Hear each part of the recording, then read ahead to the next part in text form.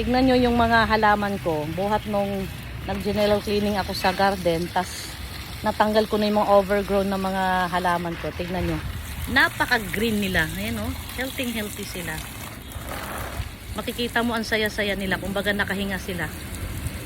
Kasi kung maalala nyo, itong part na to, yan, parang bundok yan sa overgrown na halaman. Pinagpuputol ko na lahat.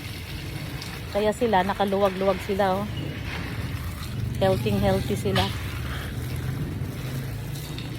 Okay.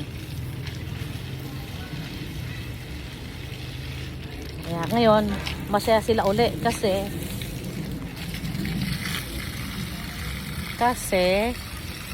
wala nang nakaambala sa kanila. Wala nang umaagaw sa kanila na araw.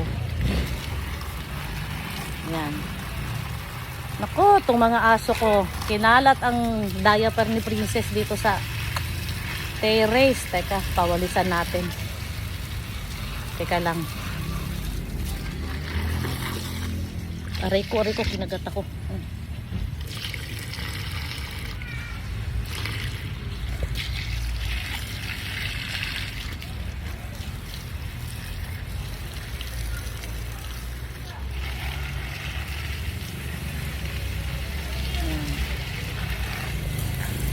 Then namulaklak siya oh. Sa tagal-tagalan pag matured na ang espada, namumulaklak siya. Yan oh, ang ganda ng bulaklak. Hindi ko lang alam kung pwede siya itanim. Kumbaga buto niya. Hindi ko pa na-try. Ay, tignan mo yung white ko. Ay, nakalimutan ko pangalan nito. Ito oh. Bumubuka na yung niya. Flower buds niya.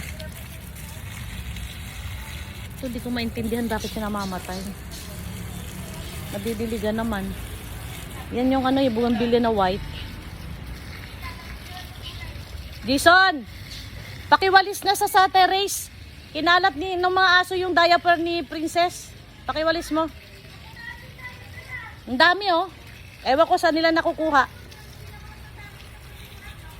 Ayun. Hawak na ni Tito Jason. Kanina Tito JM. Ngayon si Jason naman. Yan, pasapasahan lang yung Princess namin. Pero pag umiyak na, wala na. Ibabalik na kay Mama Jenny o kaya sa nanay. Laki oh. Yun, nahulog na.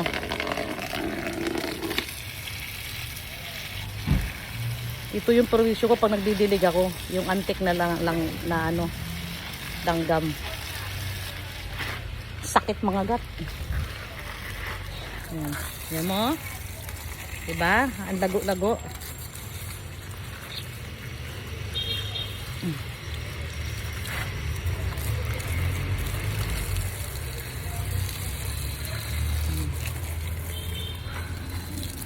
Yan. Ito naman. Ito yung mata ko sa tubig. Yan. Pag hindi mo nadiligan to ng 3 araw, nalalanta na siya kaagad.